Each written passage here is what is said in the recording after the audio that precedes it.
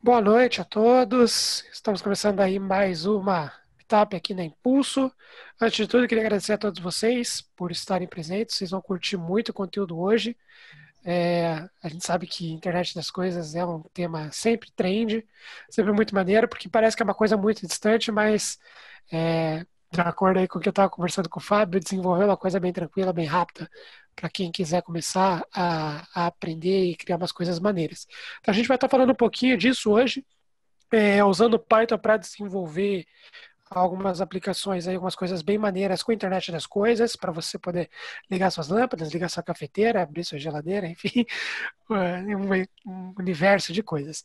E antes da gente começar de fato, que para quem não conhece, não sabe, não conhece a Impulso, nós somos uma comunidade de tecnologia aberta, gratuita, para todos os interessados em tecnologia, não só programadores, mas engenheiros, designers, gestores de produto, enfim, toda pessoa que gosta de tecnologia, que gosta de falar sobre isso, a Impulso, então, aí vai receber todo mundo de braços abertos. É uma comunidade, de fato. Então, a gente promove aí as meetups, que nem a meetup de hoje. A gente promove outras iniciativas também, como webinars, a gente abre o cowork virtual, que é um espaço para você trabalhar e conversar com outras pessoas. A gente, além da comunidade mesmo, são mais de 120 canais, onde você pode interagir sobre várias tecnologias. Então, pô, é bem maneiro. O Fábio vai deixar aqui no nosso chat. E para quem estiver vendo o vídeo depois, também vai ter os links para você entrar na comunidade. Tem um canal de Python lá, onde a gente vai continuar o nosso papo depois. Então, entre lá na comunidade, vocês vão achar bem maneiro e vão ficar sabendo das próximas meetups também que a gente já tem programado aí. Beleza? No final na meetup, eu vou compartilhar com vocês mais alguns links bem legais, outras meetups que nós estamos organizando. Além das meetups de toda terça-feira, nós vamos passar também a ter, a partir do dia 19, mais 4 meetups que são focadas em carreira. Então vai ser bem maneiro. Mas eu vou deixar o link para vocês no final, para não tomar muito tempo, até porque o pessoal veio aqui para a gente falar de Python, né? E internet das coisas. Hoje com a gente está aí, então, o Fábio Souza, o cara é uma fera aí de dentro da internet das coisas e Python, um cara super conhecido na comunidade. Então para mim, para o Fábio aí que somos do quartinho da Impulso e organizando a Meetup, é uma honra muito grande ter aqui. Então, Fábio, antes de tudo, obrigado por você se dispor a trazer esse conhecimento para a galera, tá? E o palco é seu. Vou parar de falar que ninguém quer me ouvir. Isso aí, Luiz. Agradeço bastante aí pelo convite. Agradeço aí o Xará, que entrou em contato aí, me convidando aí para apresentar. A gente se organizou e deu certo aqui para a gente se encontrar hoje. Então, bacana. Tô vendo a galera aí tá entrando aí. Sejam bem-vindos, boa noite. E fiquem à vontade aí para a gente fazer esse meetup juntos, né? Eu vou falar aqui, trocar minha experiência, mas deixo aberto aí para vocês falarem aí quando quiser, beleza? Então vamos lá. Eu tenho um slide rapidinho só para ter um contexto do que a gente vai falar hoje. Deixa eu compartilhar aqui. Se consigo compartilhar. Vamos lá. Então vamos lá. Então a ideia aqui é falar sobre o MicroPython, né? Focando, né, no caso aí, o MicroPython ele é focado em programação de microcontroladores. E microcontroladores ele é a base aí de internet das coisas. Então, os dispositivos, né, que estão conectados aí na internet, as coisas, o core dela ali é um microcontrolador, um microprocessador, que ele vai estar no centro, mas geralmente ele vai estar conectado a um sensor. Esse sensor vai estar coletando informações do ambiente, e aí essas informações são pré-processadas ali na coisa, e geralmente elas sobem para uma nuvem, tá? E aí os dados eles são analisados, e aí são tomadas decisões conforme aí, as necessidades, aí, sempre buscando aí a melhoria do dia a dia das pessoas, tá? Então, basicamente é isso. Aí o MicroPython ele vem como uma alternativa para facilitar o desenvolvimento dessas coisas, então desses sensores que estão no ambiente, tá? A gente, para quem conhece aí já a linguagem Python, sabe que ela tem uma facilidade aí para desenvolvimento, né? E para quem conhece microcontroladores sabe que programar um microcontrolador não é tão trivial assim como programar em PC. Você tem uma etapa ali de configuração da máquina que ela requer ali um pouco de energia para você fazer esse setup inicial. Então, a ideia do MicroPython é facilitar e abstrair bastante todas essas etapas e facilitar que você prototipe e faça sua aplicação bem rápido, tá? Tem essa URL aqui, vocês podem acessar a apresentação, mas depois eu posso deixar o link aí para vocês também acessarem. Tá? Então, só um pouco aí, eu sou engenheiro, sou bem entusiasta aí do movimento Maker e do Filosofia Faça Você Mesmo. Eu sou um dos defensores aí do Open Hardware no Brasil. Eu trabalho como professor, né, de curso técnico e universidade também. E hoje eu estou à frente aí do Portal Embarcados, onde a gente tem uma grande comunidade de hardware no Brasil, onde a gente fala diariamente aí, compartilha conhecimento sobre tudo que envolve sistemas embarcados. E aí outro projeto que eu trabalho também, que é o Franzininho, que é um projeto onde a gente trabalha com hardware, mas voltado mais para a área educacional, tá? E aqui tem os meus links, caso vocês queiram entrar em contato, fiquem à vontade, a gente pode continuar conversando depois.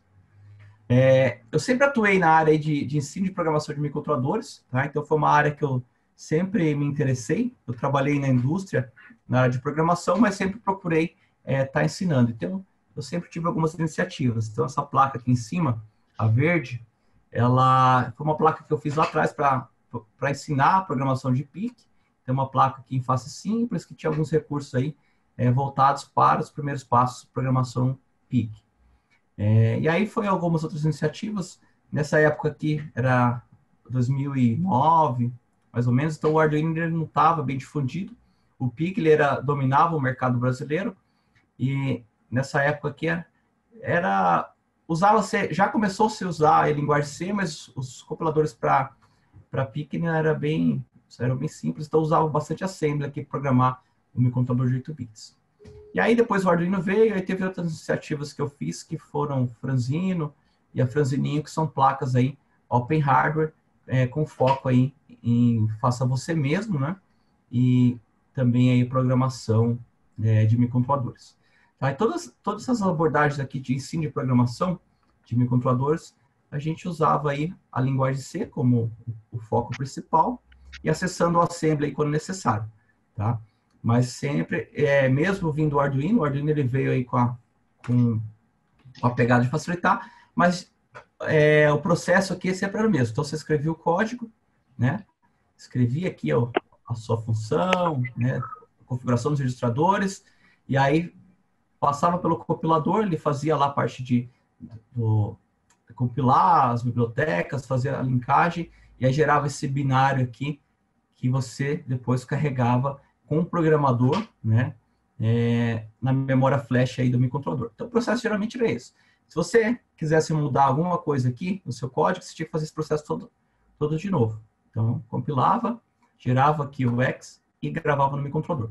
Os microcontroladores, eles são memória flash, então você pode escrever nelas aí várias vezes, eletricamente, tá?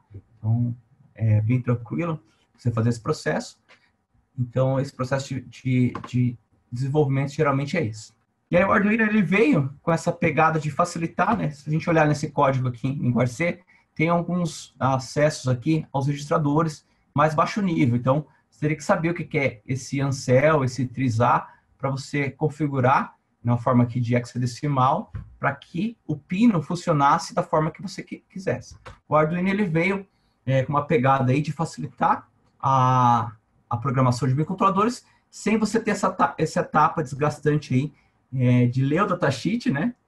Mas a ideia aqui é que as pessoas que não tinham conhecimento em eletrônica, não conheciam a arquitetura do hardware que estava sendo programado, conseguisse fazer uma aplicação rápida, né, usando os pinos de I/O aí e fazer alguma aplicação interativa de uma forma fácil. Então, o Arduino ele se tornou referência nesse processo. Mas, se a gente olhar, o processo é o mesmo ainda. Você digita o código, mais alto nível, faz para a etapa de compilação, gera o binário e aí depois carrega. O diferencial do Arduino é que ele já trouxe aí bem desenvolvido a parte de bootloader. Então, você já tinha a possibilidade de carregar esse hexadecimal pela porta USB via comunicação serial aqui com o microcontrolador. Tá? Então, isso abstraiu bastante, caiu no gosto aí da galera. Mas, mesmo assim, o Arduino, por ele usar uma linguagem C e C++, em alguns casos, né, ele ainda se torna-se difícil aí, de ser programado. A linguagem C e C++, ela não é tão simples assim de você dominar a fundo, né? Então, apesar de ter muitas bibliotecas, chega um ponto que, se você não domina a linguagem, você trava, começa a ter problemas ali no seu código, tá? Então, aí, com o projeto aí da Franzininha, a gente foi lá para a Red Bull. Eu fui para a Red Bull Residência Hacker com o intuito de fazer uma placa Franzininho que fosse mais fácil de programar, né? E eu estava estudando bastante já o MicroPython, então a ideia era fazer um port da placa aí, nessa residência para suporte a MicroPython. A gente trabalhou, mas depois a gente viu que não ia dar tempo, e também o foco ali do Franzininho, naquele momento a gente precisava desenvolver aplicações, tá? Mas aí eu ainda continuei estudando, aí a análise aí da I3E, mostrando que o Python, ele é a primeira linguagem aí, inclusive para a área de embarcados, tá? Isso do ano passado. Então, essa pesquisa aí que eles fizeram, então tem esse gráfico que mostra que o Python já superou a linguagem C e C++, que eram as primeiras, né? Então, a gente vê que está sendo bem utilizado, tanto aí na parte de Linux embarcado, que o Python facilita bastante fazer os códigos, né, para Linux embarcado, mas também hoje aí com o porte por MicroPython, também em microcontroladores. E aí fui estudar mais de onde tinha vindo o MicroPython, e entrei em detalhes aí de onde veio o MicroPython, né? E aí, estudando, né? Na verdade, esse projeto aí já tinha acompanhado desde o lançamento, que foi um crowdfunding, né? Então, o Dame George, é um australiano, ele criou esse port aí do Python 3 para microcontroladores. Então, ele fez uma campanha lá em 2013 para lançar tanto a linguagem, o MicroPython, quanto essa placa PyBoard, que foi usada aí como laboratório para desenvolver a linguagem, tá? E aí ele escreveu tudo em linguagem C, fez esse port, adaptando tudo para microcontroladores, e trouxe aí bastante recursos do Python 3 para rodar no microcontrolador, que a gente já vai ver a característica dele aqui para frente, tá? E aí ele trouxe a facilidade, né, de ter o Python no microcontrolador, mas uma abordagem diferente. Então, você não precisava toda hora ficar compilando o código, você já tinha um prompt interativo que você já poderia testar as suas aplicações aqui via um terminal serial. Então, isso facilitava bastante a etapa de prototipagem. A campanha foi sucesso, e aí ele lançou aí o MicroPython, né? A princípio, era dispositivos aí com 256K de flash, tá? Então, o microcontrolador tinha que ter isso no mínimo, e 16K de RAM. Aí, no caso, não precisa de um sistema operacional, já está implementado o Python aí, no microcontrolador. Ele traz bastante bibliotecas aí do Python 3, traz a facilidade de iniciar, né, a programação. Então, pessoas que estão iniciando programação de microcontroladores conseguem fazer aplicações bem rápidas. Traz a facilidade de abstração abstração de hardware. Então, você não precisa entender a arquitetura do hardware para você programar, mas sim mais em relação à linguagem. Facilitar também a portabilidade. Então, você hoje está com um microcontrolador, talvez precise de um recurso a mais, você consegue migrar o seu código aí mais fácil. Mas se você quiser explorar mais recursos, o MicroPython também vai permitir que você consiga fazer aplicações tanto C++, C e C++ até em Assembly, tá? Então, veio com essa proposta. Então, todo o projeto aí ele é open source, tá? Ele foi escrito em C99, que é o padrão do C, e está tudo aberto. Você pode usar aí para uso pessoal, na educação e até em produtos comerciais, tá? Então, acessando aqui em github.com/micropython, você tem acesso aí a toda a implementação lá em linguagem C. Inclusive, você pode até contribuir para o projeto, se você vê que precisa fazer alguma coisa, que você manja, você pode interagir lá, tá? Então, tá bem bacana. E aí, depois que a PyBoard foi lançada, outras placas aí foram sendo integradas na plataforma. Então, placas geralmente aí, como a PyBoard aqui, que é um ARM Cortex-M3, com esse suporte. Depois tem aqui a Tensor, que também tem uma arquitetura ARM. E aí veio aí a integração do ESP8266, que aí você conseguiu fazer bastante coisas, aplicações conectadas ao Wi-Fi, tá? De uma forma mais fácil, pois o ESP8266 já traz integrado aí o Wi-Fi. Tem uma placa aqui também que é com um microcontrolador da Texas, também tem Wi-Fi, essa Wi-Fi. E aí a Microbit também, eles fizeram um port bem bacana, que é um Microbit, ela tem a pegada mais educacional, né, para ensinar crianças. Ela vinha com uma ferramenta de programação em blocos e JavaScript, mas aí depois com o MicroPython, trouxe mais aí, possibilidades de ensino de programação para crianças, né? E o Python ele é bem amigável aí para esses primeiros passos. Então, foi algo nesse sentido que a gente estava buscando ali, quando a gente pensou em migrar para Zininho, para ter algo para ensinar crianças aí, ou iniciantes de programação, de uma linguagem mais amigável, não? E para o C, que apesar de ter bastante recurso, tal, ele, em alguns momentos, ele não é tão amigável assim quanto o Python. Até E para iniciante, né? Pode falar. Não, até para ser iniciante, acho que funciona legal, né? Python é uma linguagem que tem uma É, curva de aprendizado bem pequena, né? eu já fiz algumas experiências de ter tanto o ensino ali do Arduino, né, quanto o do MicroPython com a Microbit, é bem diferente. A galera pega muito fácil ali o Python, flui bem assim, a aula e o aprendizado deles. Com a linguagem C, eles travam bastante, demora para começar a entender o que eles estão fazendo. Então, é uma pegada bem legal. Ô, E aí, Fábio, oi. o Alberto está perguntando se essas placas que tu está citando são placas de baixo custo. A gente tem um problema aqui no nosso país que tudo que é baixo custo lá fora, aqui para nós não é, né? Infelizmente, essas placas que eu mostrei aqui, por exemplo, a PyBoard, ela é muito cara aqui no nosso país, a Tensor ela é cara, essa Wi-Fi ela é muito cara. O que está bem acessível para a gente hoje aqui é placas com o ESP8266, tá? Placas chamadas Node MCU, entre outras variações que tem o ESP8266, você vai encontrar aí na faixa de R$50 para baixo, tá? Uma placa desse tipo aqui, com ESP8266, que é essa aqui de baixo. A Microbit é uma placa também que foi feita para educação. Aqui no nosso país ela está na faixa de R$130, R$150, tá? Mas ela não tem tanto recurso quanto uma placa com ESP8266, tá? Então eu consideraria que a nossa porta de entrada para o MicroPython uma placa com ESP8266, que é o que eu vou mostrar aqui hoje para vocês, tá? Algo interessante que aconteceu aí com a comunidade de MicroPython foi que a Adafruit, que é uma grande fabricante aí de placas e de documentação para a área maker, para a área educacional, ela fez um port, né?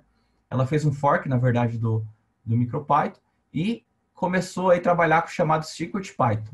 Na verdade, ela deu uma marca, né? Como o projeto ele era permissível, então ela conseguiu fazer uma marca, o CircuitPython, que foi um port, né? Um fork, e aí eles começaram a trabalhar toda a gama de bibliotecas, mas focada na linha de produtos deles.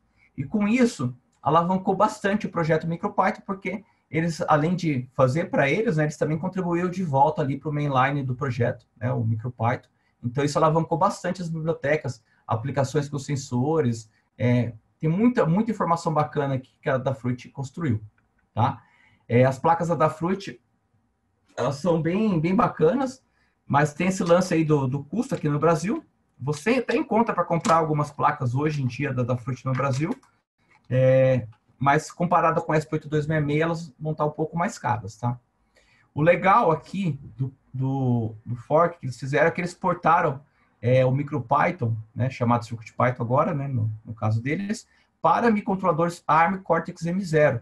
Então, microcontroladores com menor, né, poder de processamento do que o original que eles fizeram, e agora com o M0, com pouca quantidade de memória flash e RAM, você consegue rodar aí o CircuitPython liso e fazendo aplicações bacanas, tá? Com os mesmos recursos que foram propostos inicialmente lá pelo o Dame George lá na sua campanha na PyBoard. Tá? Então isso foi bem bacana. Aí só para ter uma ideia da PyBoard, ela é um Cortex M4, eu falei M3, mas é um M4, tá? Então ele tem aí memória flash aí de 1024K e uma RAM aí de 192K. Aí ele já trazia alguns recursos na placa, como o acelerômetro, tinha suporte para cartão SD card, então você poderia colocar os scripts dentro desse SD card. O real-time clock é do próprio dispositivo, não é um chip externo. Tinha bastante pinos de I/O para você trabalhar. O chip já tem conversor analógico digital interno, tá? De 12 bits, dava para fazer aplicações de leitura de sensores bem bacana. Tem conversor DA também, isso é legal. E LEDs sempre tem para fazer o blink e fazer visual. Mas com essa placa aqui foi o laboratório para desenvolver toda a parte aí da linguagem. Recentemente eles lançaram uma placa com maior poder de processamento, que é a PyBoard D. Ela já tem um ARM Cortex M7, já traz Wi-Fi e Bluetooth, mas eles pecaram em alguns pontos que eu vejo, que foi o espaçamento aqui dos pinos de I/O. Então, esse espaçamento aqui não é padrão de protoboard, então você não consegue prototipar fácil. Além disso, os conectores de expansão para conectar nessa placa de baixo, né? A placa de cima, que é a PyBoard, a de baixo é uma placa de expansão. Ela usa um conector que não é tão comum de se achar, então, para fazer as expansões vai ficar um pouco caro. Essa placa aqui, ela não vai ficar tão barata para chegar no Brasil. Foi lançada esse ano, tá? Foi feito na Alemanha. Então, é a evolução do projeto, mas como o projeto é aberto, o bacana é que está indo para outras placas também, não ficando só em placas desenvolvidas pela Fundação MicroPython. Você pode testar online, tá? Eles tiveram uma proposta de uma ferramenta ao vivo aí de uma placa conectada na internet, só que eu nunca consegui usar essa ferramenta. Ela trava, então você teria que entrar numa fila aqui, mas geralmente nem abre aqui a ferramenta. O que é bacana, esse unicórnio, que você consegue executar os seus scripts em Python aqui já no prompt, e já tem um simulador de uma placa aqui embaixo, você consegue ver visualmente. Aí tá bem bacana. Essa é a PyBoard. O único problema é que você só vai executar para PyBoard, mas dá para entender bastante. Tem até os periféricos bacanas, como LCD, Servo, ADC, então você consegue fazer os seus scripts ou executar aqui já direto no prompt, e visualmente você já vê aí, caso você não tenha uma placa, tá? Se tiver pergunta, pode me interromper. Eu não estou vendo aqui o chat, mas pode falar. A Microbit também com essa pegada. A Microbit, para quem não conhece, é uma placa que foi desenvolvida para o foco educação. E lá na Inglaterra, os alunos, acho que com 10 anos, eu não sei qual é a classe que eles estão, mas chega uma etapa da vida deles lá que eles recebem uma placa dessa gratuitamente e aí eles começam a programar, tá? Então, a ideia da Microbit é colocar que o aluno aprenda programação, né? Coloque a mão na massa, faça aplicações, e aí, no caso, ela tem diversas formas de aplicação, e agora uma delas é o MicroPython, tá? Tem uma ferramenta visual para você fazer a programação, então uma ideia visual, então facilita bastante, você não precisa entrar ali no terminal serial e começar a dar comandos. Você pode fazer algo mais fácil, tá? Então, a Microbit, ela veio com essa pegada e facilitou bastante aí que as pessoas, né, as crianças, começassem a interagir com o Python, tá? Então, a ideia era ser algo simples, fácil, que a criança consiga desenvolver o seu pensamento aí, computacional de uma forma sem ter muitos problemas, e ela consiga ter diversão aí na hora que ela consegue fazer seus projetos. Então, a Microbit, ela tem esse aspecto aí, tem uma matriz de LED, então você consegue ver visualmente ali, fazer informações visuais de forma gráfica ali, né? Você consegue desenhar com essa matriz, fica bem bacana. Tem acelerômetro, tem o rádio Bluetooth, tá? Então isso facilita bastante você fazer interações conectando o celular, computador, fica bem bacana. Tem o magnetômetro, acelerômetro, você pode alimentar por bateria também. E tem esses pinos aqui, que esses com redondinhos aqui, o 0, 1, 2 e o 3, eles possibilitam você ligar garras jacarés, tá? Então você pode ligar garra jacaré e fazer uma aplicação mais simples. Caso você queira usar os outros pinos de I/O, são esses pinos fininhos aqui, ó. Parece, né, se você for olhar ela assim, parece que é um pente de memória. Então, realmente você precisa de um soquete para encaixar e aí fazer a expansão de I/O. Eu acho que a única coisa que a Microbit pecou aí foi realmente nessa expansão de I/O que é necessária. No caso aqui, no Brasil, a gente consegue comprar essa placa aqui na faixa de 130, 150, porém, para fazer aplicações aí, de expansão, você vai precisar de um soquete para ter acesso a esses pinos, aí vai agregar mais um valor, aí acaba ficando bem mais caro. E aí tá o Mu, então foi uma ferramenta bem interessante que eles fizeram, é uma ferramenta aberta também, para ficar visualmente aqui a programação, então facilita bastante aí a interface aí nos primeiros passos com a linguagem. A ideia era fazer aqui uma demonstração, mas eu tenho aqui uma série de artigos embarcados que eu comecei a mostrar como programar a Microbit. Para quem tiver interesse, é só acessar embarcados.com.br, e aí lá dentro você pode procurar MicroPython, Microbit, que vai aparecer, e aí ele mostra aqui os primeiros passos aqui com programação da Microbit com Python, tá? Com MicroPython. Bem bacana. E aí o grande lance aqui hoje é a gente explorar com o MicroPython o ESP8266. Então o ESP8266 ele é um módulo, né, um SOC, que já vem aí com bastante recurso, inclusive com Wi-Fi integrado. Tá? Então ele facilitou bastante aí a prototipagem e a galera está usando bastante ele hoje em aplicações aí com conexão Wi-Fi. Então ele já traz aí diversos recursos aí dos microcontroladores, já possuem comunicações seriais, ADC interno, PWM, até um sensor de temperatura interna. Ele opera em 80 MHz, você pode até aumentar o clock dele para 160 MHz. Ele é uma arquitetura de 32 bits, RISC. Internamente tem 32K de RAM, 96K de RAM para dados e 64K bytes de ROM, tá? E só para o boot. Aí a memória flash ela vai estar externa. Então você usa aí uma memória SPI externa, que aí você pode aumentar aí até 4 MB. Geralmente a galera usa aí 4 MB, tá? E aí onde vai ficar armazenado o seu código. Esse núcleo ele é baseado aí nesse IP, né, da Diamond Standard LX3 da Tensilica. A empresa que fabrica esses chips, né, que é esse chipzinho aí, é a Expressif, uma empresa chinesa, e existem diversos tamanhos, recursos aí, e ela só faz aí o IP e outras empresas fabricam. Hoje já existe o sucessor desse cara, que é o ESP32, tá? Que aí já traz muitos mais recursos, inclusive um SOC já com dual core, ele tem Wi-Fi, Bluetooth e já tem mais recursos. A galera está usando bastante hoje. No caso aqui a gente vai focar nisso. Placas com o ESP8266, existem diversas placas. Uma placa que eu considero bacana é a Node MCU, tá? Então, essa placa ela iniciou lá atrás com foco em programação em Lua, mas aí ela começou a ter porte, né, do ESP8266 para o Arduino, depois veio o MicroPython. Então, hoje praticamente o Lua a galera nem usa tanto.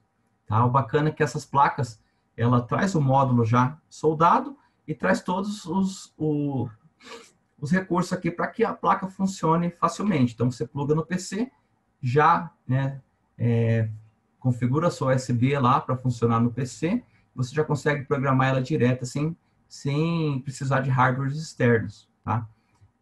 Inicialmente, quando o ESP8266 apareceu, ele era o ESP01, que era uma plaquinha pequena, e aí essa plaquinha pequena precisava de um hardware externo, precisava entrar no modo de programação, e aí acabava ficando meio complicado aí de fazer o upload do seu código para a placa. Tá? E aí com o Node MCU facilitou bastante o uso do ESP8266, essa placa aí é bem utilizada, é bem fácil de achar aí no mercado. Hoje aqui no Brasil, se você compra também da China no AliExpress, é bem baratinho também, tá? Então é bem fácil de achar ela aí, e dá para fazer bastante coisa com ela. Quando você compra a placa, né, ela não vem com o firmware do MicroPython. Então, diferente lá da Microbit, a Microbit ela já vem preparada. Se você colocar o MicroPython, ela já roda. Essa aqui não. Você precisa atualizar o firmware, tá? Aí, para atualizar o firmware, a gente vai entrar lá no site do micropython.org e aí tem a parte de downloads. E ele já tem lá os firmwares já compilados para versões de placas que já estão padrões aí na plataforma. A ESP8266 é uma delas. Então, você vai ver lá, pegar a última versão e aí vai gravar esse firmware na sua placa. Para atualizar o firmware da placa, você vai precisar de uma ferramenta. Se você tiver aqui no Linux, é mais fácil usar essa ESP2 aqui por linha de comando. Tá? Então, só instalar ela e aí fazer a gravação. Você vai apagar, depois vai, né, conectar a porta de novo nesse baud rate, vai gravar aí o seu código. Tá? Aí você tem aqui acesso a... No Windows, você pode usar algumas ferramentas. Tem esse NodeMCU Flasher, que é uma ferramenta gráfica, então facilita bastante você fazer essa interface. Tá? Mas aí vai de sistema operacional que está usando e também da facilidade de usar a ferramenta gráfica ou por linha de comando. Existem algumas ferramentas gráficas para você programar, assim como a gente mostrou lá o Mu, existe a ferramenta gráfica aqui para o Windows, que é a MicroPyCraft. Tá? Essa ferramenta é bem bacana, que ela facilita bastante o processo aí de fazer a conexão com a placa, já mostra aqui uma área para você digitar seus códigos e também uma área de terminal. Então, você, inclusive, tem até a ferramenta aqui de fazer a gravação do firmware. O Explorer também é a mesma coisa. Tá? Então, se você tiver no Windows, você pode usar essas ferramentas aqui que facilitam bastante. Eu não lembro de ter visto essas ferramentas para Linux. Tem que dar uma olhada, eu não testei ainda. Eu cheguei a fazer uma placa de teste, tá? Então, uma placa que eu montei. Na verdade, eu ia fazer uma palestra e montei ela só para ter as placas conectadas e facilitar. Então, uma placa que tem o NodeMCU e aí tem alguns recursos. Tem buzzer, tem o DHT11, que é um sensor de temperatura e umidade, tem um OLED, tem o LED NeoPixel, então eu consigo ter um LED já na placa e consigo colocar uma expansão para outros LEDs. Sensor de luz, o LDR, expansão para I2C e SPI, e aqui a parte de entradas e saídas que eu coloquei um expansor de I/O, o PCF8574, e aí eu consigo ler 4 teclas e acionar 4 LEDs. 4 LEDs aqui que eu aciono, poderiam ser 4 relés, 4 saídas que eu posso ligar alguma coisa. Tá? E a ideia aqui, deixa eu sair aqui, tem perguntas? Aqui é uma apresentação mais rápida, tá? Temos uma pergunta do João Maciel. Qual o grau de dificuldade de implementar conexões como SPI, I2C, CAN, LIN em uma placa com a PyBoard utilizando o MicroPython? É bem tranquilo, porque... Deixa eu ver se consigo mostrar aqui. A gente tem as referências, já tem o porte das bibliotecas. Acho que eu vou mostrar aqui ao vivo. Então aqui eu tenho aqui o Jupyter Notebook, eu já fiz a configuração aqui para fazer o teste com a minha placa. Vocês estão vendo a minha câmera? Dá para ver a minha câmera aí? Ou não? Sim, dá sim, estamos vendo. Então aqui eu tenho uma placa. Essa placa que eu montei. Então eu coloquei ela aqui um NodeMCU, que é uma placa... Aqui ela está na protoboard. Essa placa aqui maior. Então eu coloquei ela aqui nessa placa, soldei, e aí já coloquei todos os periféricos que eu queria. Então o OLED, o sensor de temperatura e umidade, as teclas, né, os LEDs, o expansor de I/O. Então aqui eu consigo testar e fica fácil que ela bem consigo transportar. Inclusive eu levei ela para o Campus Party assim. Tá? Então a ideia aqui era ter um laboratório. Esse esquemático ele está disponível, tá? Então vocês podem seguir caso vocês queiram reproduzir. Ele está disponível. Acho que tem aqui o link dele aqui na documentação, mas eu posso deixar depois. Então é o seguinte, depois que a gente fez lá, a gente precisa gravar, né? Eu vou usar como referência aqui o Linux, tá? Tem aqui um artigo que explica para o Windows. Você instala o ESP2, né, no Linux, você vai acessar a sua porta serial, e aí vai apagar, vai gravar aqui a flash, tá? Apagar a flash e gravar o seu binário. Deixa eu só mostrar para vocês aqui onde que está o... Deixa eu mostrar aqui onde é que está o download. Então, você vai entrar em micropython.org. Então, esse é o site oficial do MicroPython. Tá? E aqui em Downloads, vocês vão ter acesso às versões que já estão compiladas para as placas. PyBoard, Wi-Fi, ESP8266, ESP32 e outras. Então, no nosso caso aqui, a gente está focando na ESP8266. Clicando aqui, a gente vai ver as versões. Eu geralmente pego a última versão aqui. Tá? Ele já traz todas as bibliotecas aí atualizadas. Se você tiver outra placa, o ESP8266 com menos memória, por exemplo, 512K, vai ter que vir aqui embaixo. Mas geralmente a gente pega esse primeiro aqui, já é a versão que a gente compra em mercado aí da placa. Tá? Existe aqui para a ESP32, que é placa que já está também comercialmente aí no mercado. Não sei se vocês estão vendo aqui. Ela é bem parecida com a Node MCU, com a ESP8266, mas ela já traz um SoC aí com mais recursos, tá? Inclusive tem mais pinos. Mas o tamanho é praticamente o mesmo. Mas aí você tem que usar outro firmware, porque já é um outro microcontrolador. Então, só baixar aqui, e aí ele, inclusive, dá as instruções aqui de como gravar aqui, bem fácil. Existem outras placas, tá? Então, bastante porte aí para placa com o STM32, que é o microcontrolador usado aí na PyBoard. Então, dá para usar também outras placas. Mas, no nosso caso aqui, a gente vai focar no ESP8266. Baixou aqui, ele é um binário. O que a gente vai fazer? Deixa eu voltar aqui. Beleza. Vai gravar esse firmware lá na placa. Então, conectou, ele vai... É só fazer esses comandos aqui que é tranquilo. Só tem que instalar esse ESP2 aqui, que é um script Python aí para fazer a gravação. Beleza. Gravou. Aqui, eu estou usando o Jupyter Notebook, tá? Mas eu poderia estar no terminal serial. Eu abri aqui um PicoCom e conseguiria ver a placa no terminal serial. Deixa eu ver aqui. Vou mostrar aqui. Está na USB 1 agora. Então, eu vou conectar aqui. Deixa eu só fazer minha colinha aqui. Então, PicoCom, o baud rate. Então, o baud rate aqui que foi usado,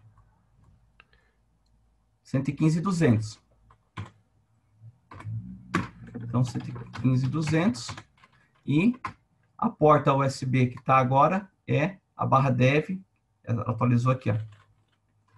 Barra dev, barra TTY, USB 1. Então, tá aqui, conectou. Estou aqui no prompt. Então, se eu digitar aqui, sei lá, vamos lá, 1 mais 1, dá quanto? 2. Então, eu já estou executando isso aqui direto na placa. Entendeu? Eu não preciso... Fábio, parece que a tua tela não está exibindo o resultado, não está aparecendo o terminal para o pessoal. Ah, acho que é por causa do compartilhamento, né? Eu acredito que seja. Achei que era só para mim aqui, mas o pessoal não está vendo mesmo. Não estava aparecendo a... eu vou compartilhar agora só o terminal. Tá aparecendo. Aí, agora a gente consegue ver isso. Então, vocês estão conseguindo ver, pessoal? Só confirmar com o pessoal. Aí, beleza. Então, ó, eu tô aqui, o print, eu tô fazendo o comando em Python e ele já está executando aqui. Isso está na placa, não é no meu PC. Estou conectado na placa via porta serial. Tá? Então, a ideia é você facilitar. Então, se eu quiser... se você puder só repetir, então, qual foi o passo a passo aí, para o pessoal chegar na mesma ideia. Ó, eu saí aqui do PicoCom, tá, que era o meu terminal serial. Eu vou entrar de novo. Então, para entrar, eu vou abrir o terminal serial aqui via o terminal, né? Mas você pode ter uma ferramenta de terminal serial. Você pode ter um put, entre outras aí. No caso aqui, eu preciso configurar o baud rate para 115.200 e abrir a porta. Tá? A porta que a placa foi conectada aqui, que ela gerou, foi a TTY USB1. Conectando, ele vai estar aqui. aberto. Então, na hora que aparecer esses três sinais aí de mais, eu estou no prompt de Python, tá? Então, se eu conectar, se eu fizer comandos aqui em Python, ele vai responder. Só que isso, onde é que está isso daí? Não é no meu computador, é na placa.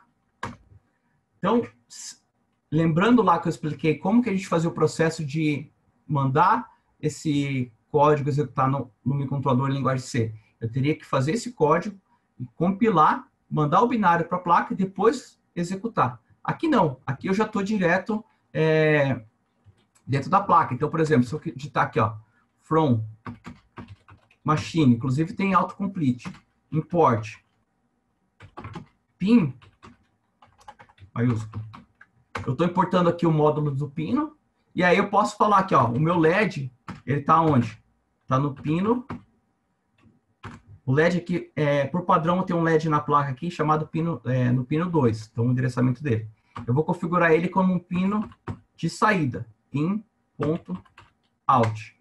Tá? Então, quando a gente vai acionar alguma coisa, a gente coloca como saída. Então, aqui eu fiz a configuração do pino. Se eu colocar aqui, ó, LED.value 0, que é aqui a lógica invertida, vocês estão vendo a minha placa? Dá para mostrar para eles? Sim, estamos vendo. Tá. Então, aqui a minha placa. Vamos olhar só para essa região da placa aqui. Quando eu der esse comando aqui, LED value 0, ele vai acender o LED. Show. Se eu colocar value 1, ele vai apagar o LED porque a lógica aqui é invertida. Tá? Então, o que a gente vê aqui com... O que o MicroPython dá de recurso para a gente? A gente prototipa rápido. Se eu tenho um sensor aqui e quero fazer um teste rápido, eu não preciso todo aquele processo de compilar,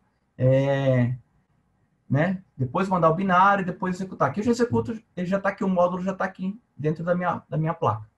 Tá? Então isso facilita bastante. Então, a ideia é ter esse grau aí de prototipação mais rápido. Tá? E tudo isso está executando na placa. Então, beleza, vamos só sair aqui. O cara, pelo terminal, liga o LED aqui, eu não consigo nem acertar o interruptor da minha casa aqui, cara. Então, isso aqui dá para você fazer automações. Então, você consegue, sei lá, aí você pode fazer um aplicativo, essa placa pode estar conectada. Eu vou conectar aqui pelo Jupyter Notebook, porque já tem os scripts aqui, fica mais rápido, tá? Então, conectou. O hello... Aqui a parte de PIO foi a mesma coisa que eu fiz, então eu tenho aqui os comandos de LED.value 1, eu posso colocar nível lógico alto no pino, 0 coloco nível lógico baixo 0, tenho aqui mais abstraído ainda a função .off, .on, tá? Então, a gente está vendo o teu terminal aqui. Não tem como compartilhar a tela inteira, será? Tem, na hora que ele aparece share, ele pergunta se você quer... eu que estava... compartilhar algum desktop. Foi. Aí, ó, agora foi. Agora foi a tela inteira, agora não tem problema. Quer ver, ó? Estão vendo o terminal também, né? Isso aí. Tá. Então aí a gente, né, a partir do momento que agora a gente tem a linguagem, a gente começa a brincar. Aqui eu vou fazer scripts, né? Então eu vou importar aqui o sleep, que é para tempo, e aí fazer um for, ficar piscando o LED em intervalos aí de 200 milissegundos. Então agora é mais aí questão de fazer aplicações. Então eu tenho o meu buzzer, que está no pino 15, então sempre que eu for usar no pino, a gente percebe que tem que configurar. No caso, o pino de saída é out. Então, foi lá, tocou o buzzer. E aí vai. A parte de leitura de botão, o botão é um pino de entrada, então vai ter que configurar o pino para entrada, então diferente lá de saída, vai ser in. E aí, no caso aqui, a gente vai habilitar um pull-up, que é um resistor interno que garante que o pino vai estar no nível lógico definido alto quando o botão não estiver pressionado, tá? Então, você não vai pegar ruído. Então, na hora que você pressionar, ele vai para o nível lógico 0 e você detecta isso. Eu não vou conseguir testar isso aqui porque minha placa não tem o botão de entrada. Os botões eles estão ligados por um expansor de I/O, tá?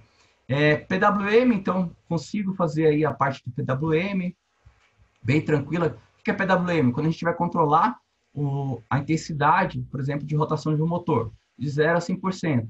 A intensidade de brilho de um LED, de 0 a 100%.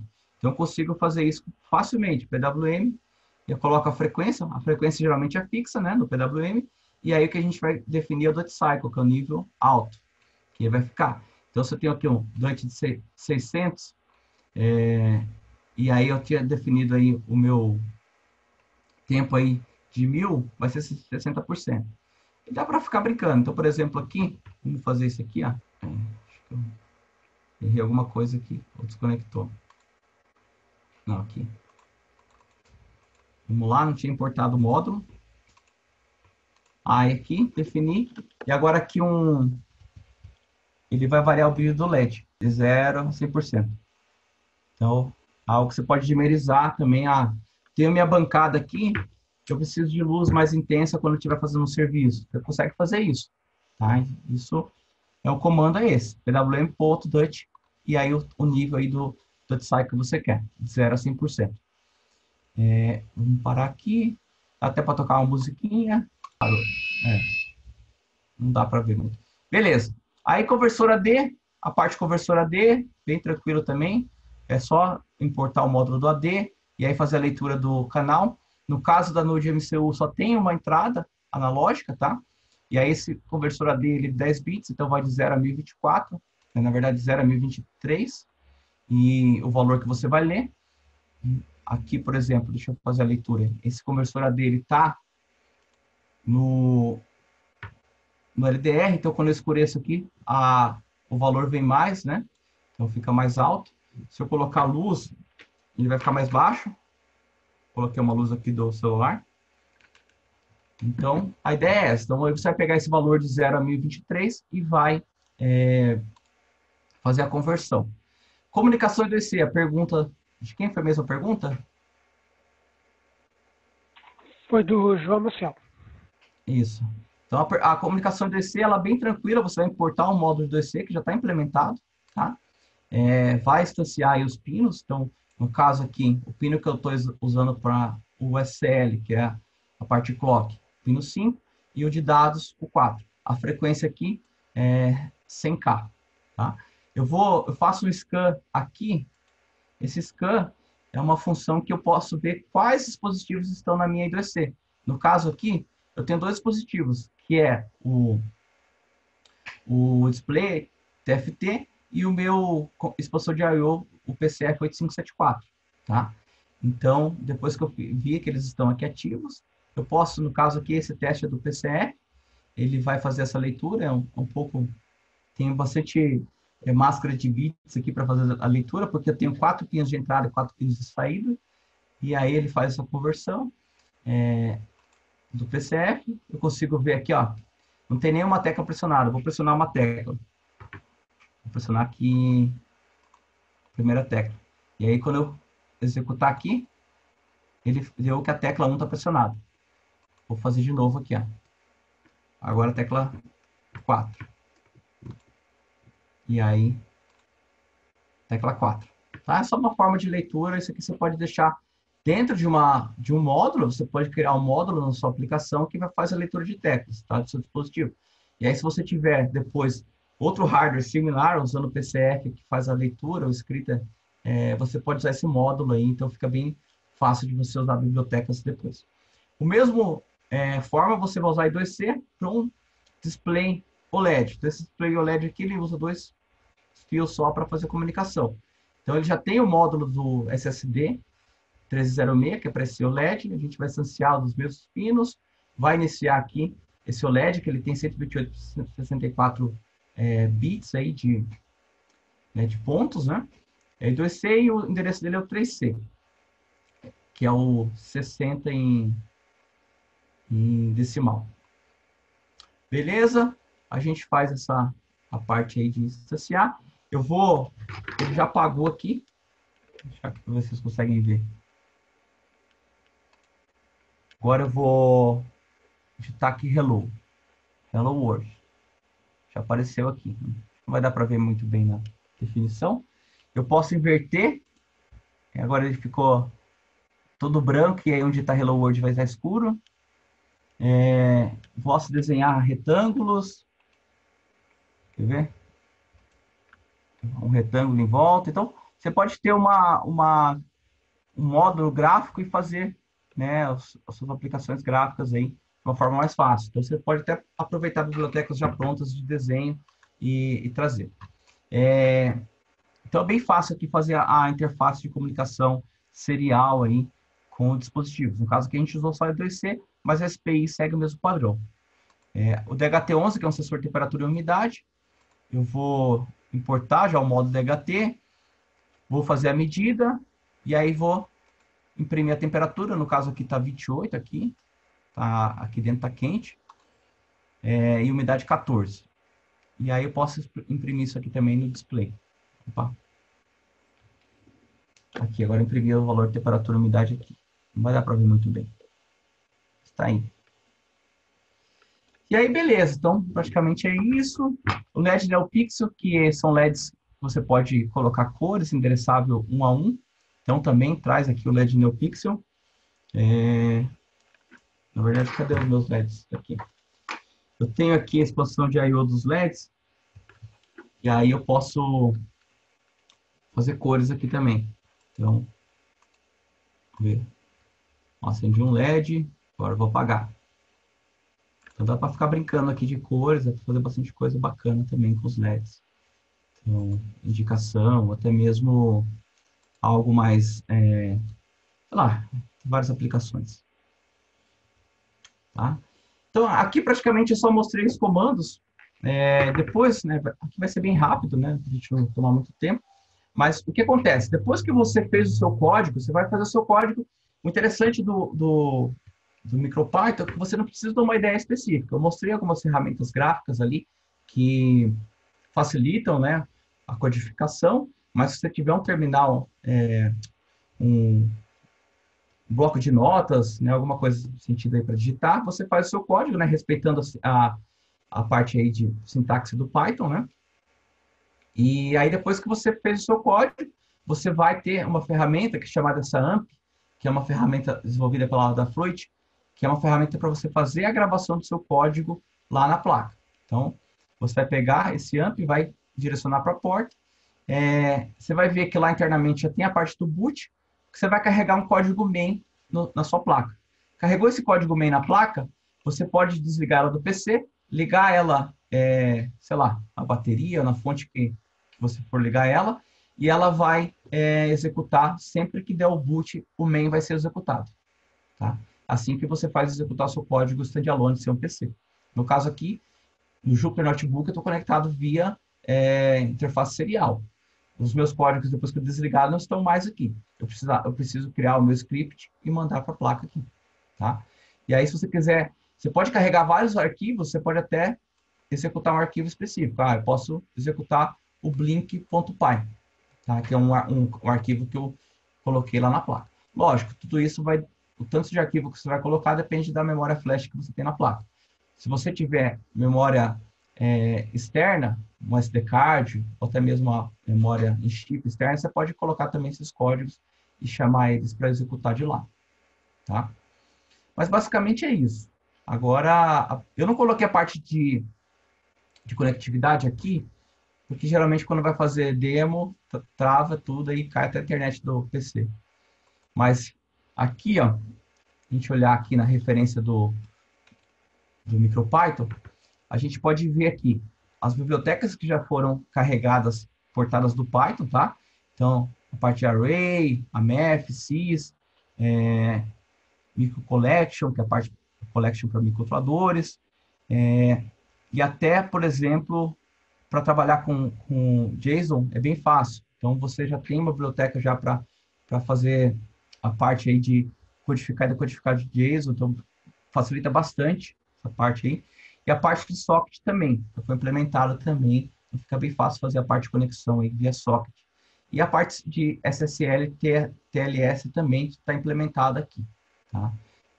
Então, bem bacana, facilita bastante esses ports, as bibliotecas já vêm integradas. Então, na hora que a gente carrega o firmware, tudo isso aqui já está integrado para a gente. Eu não preciso ir lá importar um módulo para carregar, já está para a gente. Lógico, eu não tenho uma biblioteca aqui e eu desenvolvi ela. Então, você vai ter que carregar ela também, tá?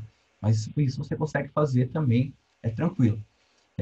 Se a gente olhar aqui, específicas para... Tá?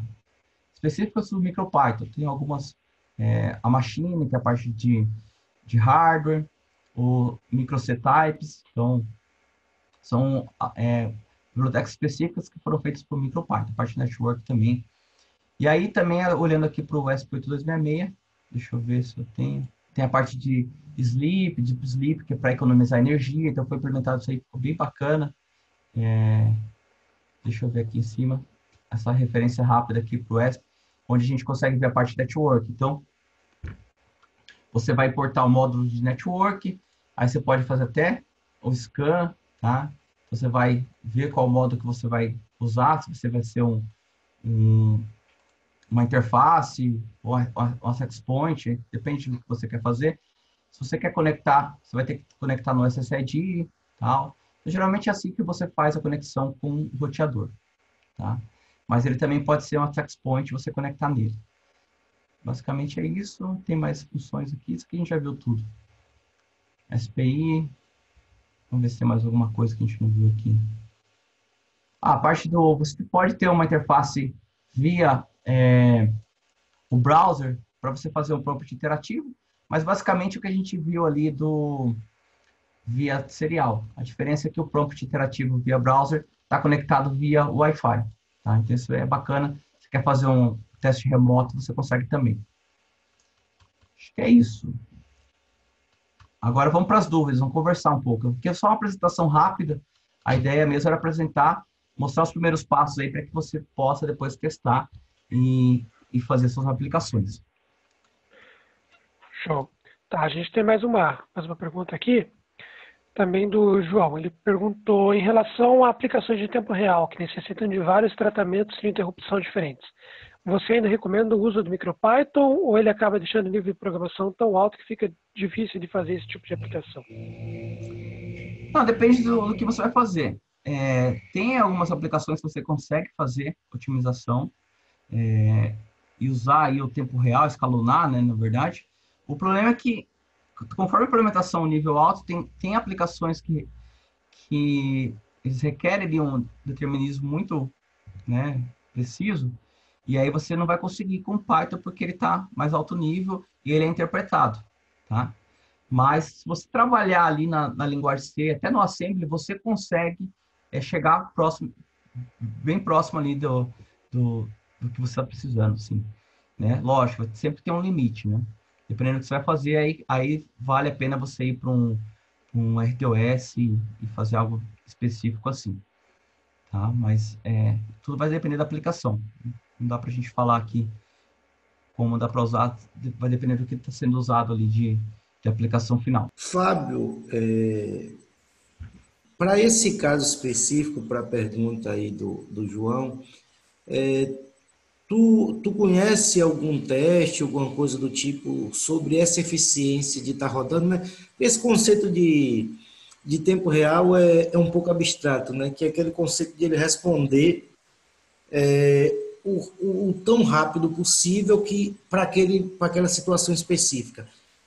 Talvez o João tenha perguntado nesse coisa, né? E entra o sistema de tempo real, por exemplo, um ABS de um carro, esse tipo de coisa. Para boa parte das aplicações IoT, e que são aplicações liga, desliga, atua em determinado ambiente, sente determinado sensor, talvez para esse conceito de tempo real, ele bate 100%. Né? Se você for pensar assim, pelo conceito formal do tempo real, ele bate 100% dos casos. Mas tu conhece uma outra aplicação que a gente precisaria ser mais restrito em relação a tempo? E outra coisa que eu queria saber um pouco mais, já complementando, é em relação ao consumo. Né? Porque se a gente pensa que se eu estiver controlando a casa, isso vai estar funcionando o dia inteiro. Né? Quanto seria mais de consumo e tal? Será que gasta muito de energia? Legal. Tá. Em relação ao tempo real, Aí realmente depende da aplicação. Aplicações que a gente vê aí de internet das coisas nesse tempo real aí, não, né, não é tão rápido assim, que precisa funcionar tão rápido como um freio ABS, por exemplo, ou algum equipamento, né, que necessite disso. O que eu não vi, mas deveria ter alguma coisa comparativa, né? Qual que é o tempo de resposta de um feito numa abordagem e feito no MicroPython, né? Seria interessante de ver isso. Realmente eu não cheguei a testar nesse ponto, tá? Eu vou ficar devendo essa resposta. E aí, em relação ao consumo, realmente o consumo ele é um fator muito importante em aplicações de internet das coisas, tá? Você tem que gerenciar muito bem quando esse dispositivo está sendo alimentado por bateria, tá? Em relação à linguagem, ela não vai interferir muito. O que vai interferir é você fazer um bom gerenciamento ali do hardware. Então, o hardware, geralmente, os microcomputadores eles têm modo de sleep, tá? Então, se você tem que colocar o microcomputador para dormir, mas o seu hardware também está preparado para que os periféricos externos ao microcontrolador também não consumam tanto, então, dependendo do que você está fazendo, ele não vai precisar estar ligado algum hardware, ou o hardware ele vai ter que chavear para desligar uma carga que não precisa, e aí ele vai acordar quando ele sofreu uma interrupção. Então, você consegue fazer isso facilmente. Então, pode ser interrupção por pino, interrupção por tempo, interrupção por periférico. Você vai ter que gerenciar esse consumo dessa forma. Infelizmente, aí, o Wi-Fi ele é uma aplicação que ela consome bastante, tá? Então, você tem que, se você vai alimentar por bateria um módulo desse, você tem que fazer muito bem o gerenciamento aí de bateria, acordar, enviar os pacotes de uma forma aí que você otimize, né, e dê uma autonomia maior aí para o seu dispositivo. Acho que é isso, né? Agora, em relação aí ao tempo real, eu fico devendo uma resposta aí de performance. Eu vou ter que pesquisar mais e fazer algo comparativo aí com alguma aplicação usando um RTOS ou até mesmo um Bare Metal para ver a resposta aí do MicroPython. Tem mais uma pergunta, que é É, do Iveson, em relação do... isso. Alguém já... A Luísa respondeu, mas o MicroJSON a biblioteca que trabalha com JSON. Geralmente, quando eles fazem um port para o MicroPython, eles colocam um luzinho aí representando o micro, mas a biblioteca vai trabalhar aí para você codificar e decodificar o JSON aí, que é um padrão aí de configuração, somente na internet. Fábio, eu tenho uma pergunta. Tá conseguindo me ouvir bem aí? Estou ouvindo. Então, hoje mesmo eu estava conversando com um parceiro, né? Uhum. E ele tem alguns contatos nessa área de IoT, Uhum. e ele estava falando sobre as placas ESP32, que ele está querendo instalar nas máquinas de lavar, né, para monitorar e tal, liberar acesso e tal. Caso eu precise trabalhar mexendo, né, programando essas placas, bastaria eu entrar no site lá do MicroPython, baixar o binário específico para ela e fazer a gravação claro, escrever o código e tal, e fazer essa gravação direto no flash dela, é isso? É isso mesmo, você vai baixar aqui o ESP32, né? Você vai baixar a última versão aqui do binário, o firmware padrão, né? É o padrão que você vai usar, fazer a gravação, e aí você vai fazer o seu código. O seu código você pode fazer numa ferramenta, eu uso bastante o VS Code para codificar, né? Facilita bastante, e depois você vai fazer a gravação do binário conforme eu expliquei aqui, ó, que é isso daqui, você vai instalar essa ferramenta AMP, e fazer aqui o export. Você vai gravar ele como main, né? O seu código. Mas você pode fazer outros módulos. Então, se você tiver, por exemplo, módulo do teclado, igual eu fiz o teclado ali. Pode ter o módulo do teclado. Você pode modularizar o seu firmware para ficar mais fácil aí também a parte de manutenção. Não precisa colocar todo o código num texto só, né? Você pode modularizar e aí você vai importando esses módulos conforme o seu uso. Tá? Mas a galera está usando bastante o o MicroPython para ESP32, viu? Como o ESP32 ele tem mais recursos de hardware, então tem bastante aplicação do pessoal usando aí o ESP32 como o MicroPython como ferramenta para programar o ESP32. Ah, bacana. Então, é uma aplicação interessante. Inclusive, tem bastante exemplos aí na internet. Tá, e que tipo de sensores que a gente consegue plugar nessas placas em si? Eu vi que tem de umidade, Wi-Fi e tal, mas algumas coisas mais específicas, assim, para, sei lá, casa, ou até próprio... eu, por exemplo, vi na internet, foi até no AliExpress lá, que era um sensor que você botava na terra, assim, para você ver uma Umidade. série de informações e tal. Então, por exemplo, não sei qual área que você é, mas na indústria a gente usa bastante sensores de temperatura, sensores de pressão, sensores de rotação, atuadores, né?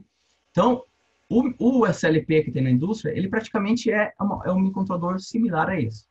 Então, você pode conectar qualquer tipo de sensor aqui. A única coisa que vai precisar é que você tenha uma interface de comunicação que esse sensor consiga, na verdade, o microcontrolador consiga falar com esse sensor. Ou mandar comandos, ou ler informações desse sensor. Geralmente pode ser uma comunicação serial, ou pode ser um sensor analógico. Tá? Quando é analógico, geralmente você precisa ter uma interface de condicionamento de sinal. Então, você tem um sensor de temperatura termopar, por exemplo. Ele vai dar lá microvolts por grau. Aí você tem que ter um amplificador para que, né, chegar no ponto que o microcontrolador consiga ler. E aí no seu software você vai fazer a conversão. Quando variar essa curva aqui, é a curva de temperatura. Então, não dá para conectar qualquer sensor. O único problema aí é você fazer essa compatibilidade de comunicação entre a placa e o sensor. Tá? Então, dá para fazer. E aí o legal é que você vai ter o sensor, mas o bacana é você pegar essa informação do sensor e mandar essa informação para cima, para a nuvem ou para o seu aplicativo, onde você vai fazer a análise de uma massa de dados. Então, o sensor naquele momento ele pode ter uma informação, mas imagine num período. Esse período que você vai conseguir ter análise, você vai conseguir fazer informações, aí entra a inteligência das coisas aí. A ideia é realmente uma coisa assim, né? Poxa, que bacana. E aí você, no caso aqui do ESP32, você tem o Bluetooth. Então, você pode ter um aplicativo, né? O Bluetooth ele consome menos, conectando no celular ou numa rede Bluetooth ali. E depois você tem um gateway que manda para a internet. Então, dá para fazer aplicações aí interessantes. Pô, legal, curti. Legal. Vale a pena, hein? Mais perguntas? Vamos lá, galera. Outra coisa, o Bispo, deixa eu só aproveitar, o Bispo ele colocou aí o RTOS, né, o Sistemas Operacionais de Tempo Real. O ESP32, a gente não focou aqui, mas foi tocado aí. O ESP32 ele é baseado no FreeRTOS, tá? Então, você pode explorar o ESP32 com FreeRTOS. Inclusive, ele tem 2 núcleos, então você pode fazer os 2 núcleos trabalharem em paralelo. Dá para fazer aplicações bem bacanas aí usando o FreeRTOS. Ele tem um port para o Arduino. Inclusive, dentro do Arduino, você pode programar como se estivesse programando o FreeRTOS. Lógico, não tem as ferramentas de análise, né, se você usar uma IDE mais avançada, mas dá para fazer bastante coisa aí com o FreeRTOS, que é uma abordagem diferente de programação do que o MicroPython, tá? Só para a gente tocar aí nesse ponto. Vamos lá, perguntas. Vamos conversar aí. Quem que é a galera que tá aí? Vamos aí, time. Cadê a galera?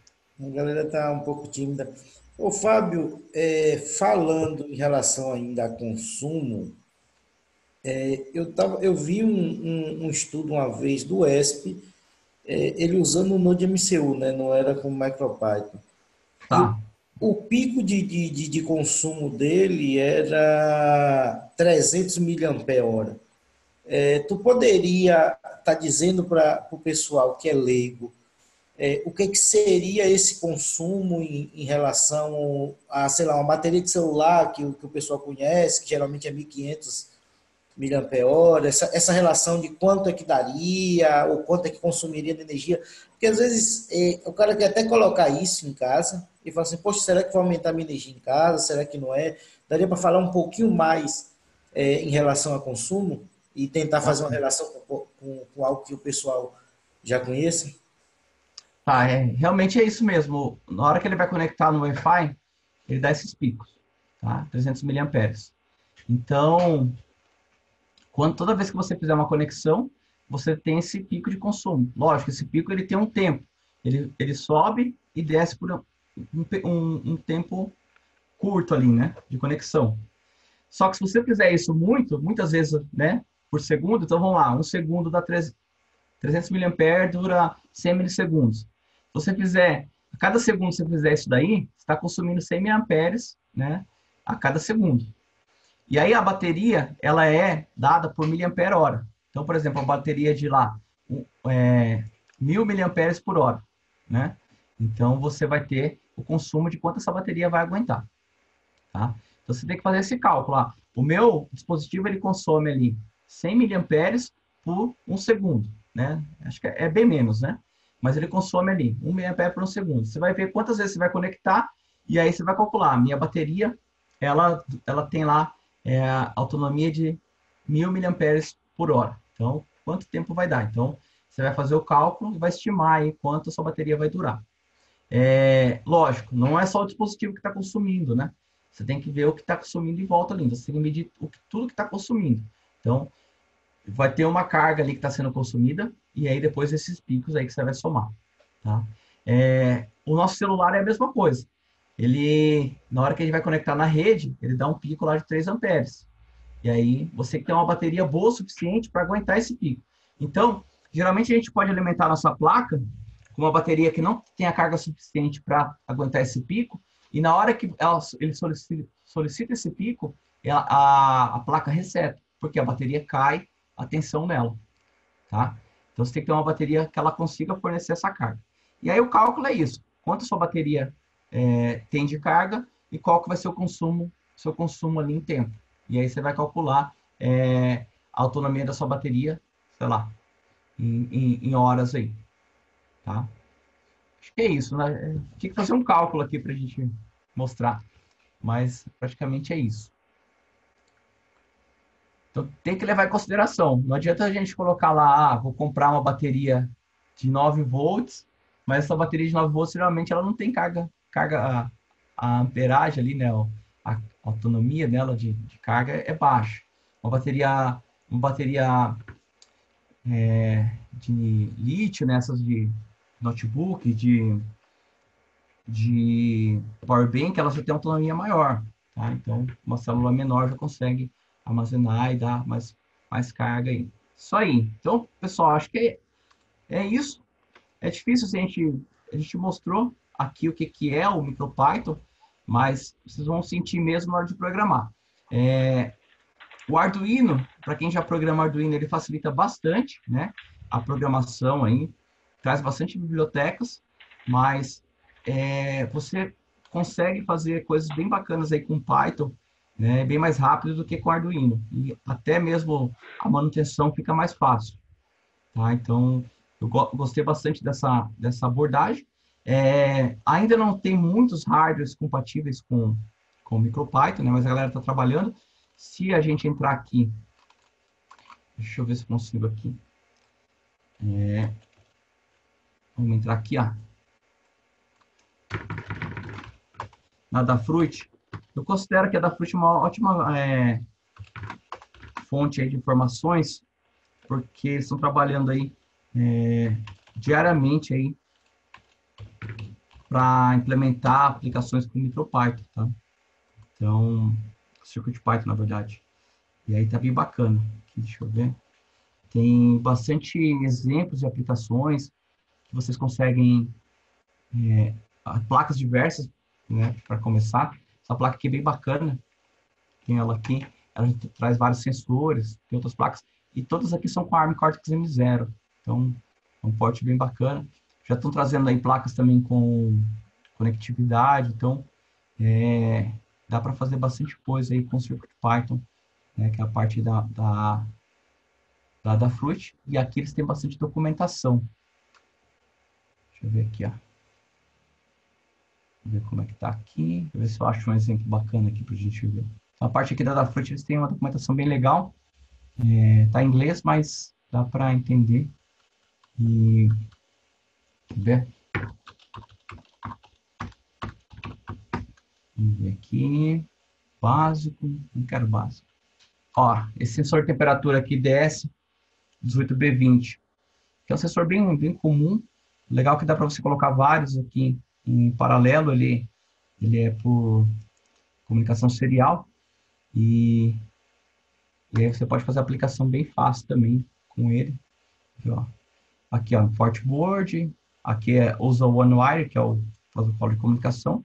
Já trouxe aqui o OneWire. E aí ele já faz aqui a parte bem fácil, a parte também de formatação da informação em Python. Fica bem legal. E aí ele já traz aqui as informações aqui, ó, uma forma bem bacana. Vamos ver o que ele tem aqui de aplicação. E aí depois se formatou a temperatura, aí você manda para onde você quiser. Aqui está vindo aqui no terminal, já formatado aqui em graus Celsius, né? E aí vai embora. Ó. Tem vários sensores aqui. Mas é isso. Acho que já ficar procurando coisa aqui. Pode perguntar. Tá, o bacana também é não só usar o que está pronto, mas você pode também criar suas bibliotecas, tá? Então isso também é legal. Dá para você implementar, sei lá, uma biblioteca com NCD e aí disponibilizar também. Dá para fazer bastante coisa. Aqui tem o Discord da Fruit, é bem legal. A galera conversa bastante lá sobre o Circuit Python. Isso aí, perguntas? Aqui no chat não teve nenhuma, mas à medida que for tendo aí, a gente vai a gente vai encaminhando. Conversando. Porque provavelmente na hora que for pro YouTube também vai ter mais comentários, né? É isso aí. Eu acho que a galera agora o que eu fico aí, deixo de motivação. Se vocês conseguirem ter uma placa para testar, seria bacana. Se não, para começar, pode vir aqui no simulador, né? Online. Deixa eu colocar aqui. Esse simulador online aqui do micropython.org/unicorn. E aí você consegue já mandar os comandos e ter uma ideia do que é. Lembrando que esse comando que você manda aqui já está rodando direto na placa, tá? Não é emulado e depois mandar para a placa, não. É como se estivesse mandando direto para a placa. Se você tiver condições de comprar uma placa, eu recomendo comprar uma placa assim, uma Node MCU, que dá para brincar bastante. E aí, como todo mundo já tem Wi-Fi em casa, aí, já é fácil conectar, fazer aplicações bem rápidas aí. Beleza? Isso aí. Show. Bom, então beleza, vamos encerrar. Acho que foi uma conversa muito legal, muito maneira mesmo. Eu acho que ficou claro para todo mundo aí que dá para começar a desenvolver umas coisas bem legais. Primeiro mais simples mesmo, né, para começar a conhecer a ferramenta, conhecer, para quem nunca mexeu, como que é o meu caso, por exemplo, nunca mexi com nada na internet das coisas, dá para ver que é bem fácil, pareceu bem tranquilo implementar, tendo hardware na mão, né? Aí a parte da implementação pareceu bem tranquila. Então, muito obrigado mesmo, Fábio. Acho que foi um conteúdo muito valioso. Tá? Convido você também a estar sempre participando lá na comunidade também. Acho que a galera vai querer continuar esse assunto aí nos próximos dias, com certeza. Né? Agradeço a todo mundo aí que ficou até o final. Espero que vocês tenham gostado. A gente seleciona os temas com muito carinho. A gente sempre pergunta para a galera o que a galera acha e tal. Então, se você tem sugestões de temas que você quer ouvir aqui nas meetups, ou até também quer se dispor a participar, trazer um conteúdo, é uma comunidade, então é aberto para todos, né? Então é bem maneiro. Se você acabou entrando depois, não sabe que é Impulso, nós somos uma comunidade de tecnologia. A gente já bateu a marca de 12 mil membros, então tem muita gente aí para falar de Python, muita gente para falar de JavaScript, muita gente para falar de carreira. Enfim, é uma comunidade. A gente toda terça-feira tem uma meetup como essa que a gente trouxe hoje aí com o Fábio, né? Então você entra lá na comunidade, vai saber quais são as próximas, pode sugerir, enfim, e participar aí dos mais de 120 canais. Coloquei o link ali para vocês acessarem também. E queria fazer um convite, aproveitar, né, que ainda a gente tem aí bastante gente, que é o seguinte, a partir do dia 19, né, que é uma segunda-feira, nós vamos fazer 4 lives, cada segunda-feira, né, semanalmente, 4 lives sobre carreira, remuneração, empreendedorismo. Então a gente conheceu uma galera, chamou uma galera realmente muito, muito de alto nível para falar sobre esses temas. Então tem gente na Pluralsight, na Globo, na Blacklane, tem gente do Google. Então a gente convidou uma galera para falar aí sobre carreira, sobre objetivos, e vai ser muito legal. Também é gratuito, é aberto para todo mundo que quiser participar, vai ser bem bacana. Também deixei o link ali, é impulso.link/live, você vai cair ali na landing page e já vai se cadastrar. Se cadastrou uma vez, já está ali dentro, da mesma forma na comunidade. Entrou na comunidade, você já tem acesso a todas as meetups, a todas as nossas iniciativas, e a gente vai estar ali, né? Eu e o Fábio Bispo, a gente vai receber você aí, nós somos gestores de comunidade, então se você tiver alguma dúvida, uma coisa, pode contar conosco, beleza? Bom, galera, tendo mais alguma dúvida, uma coisa, sintam-se à vontade, mandem lá na comunidade, comentem no canal quando o vídeo estiver disponível. Assim que estiver disponível o vídeo, a gente coloca no canal de Meetup lá na Impulso. Também vai compartilhar com o Fábio, né, para ele poder compartilhar nas redes sociais dele, compartilhar com a galera, tá? E, pô, curti muito aí, foi muito legal, tá? Então, agradeço aí mais uma vez. Isso aí, brigadão.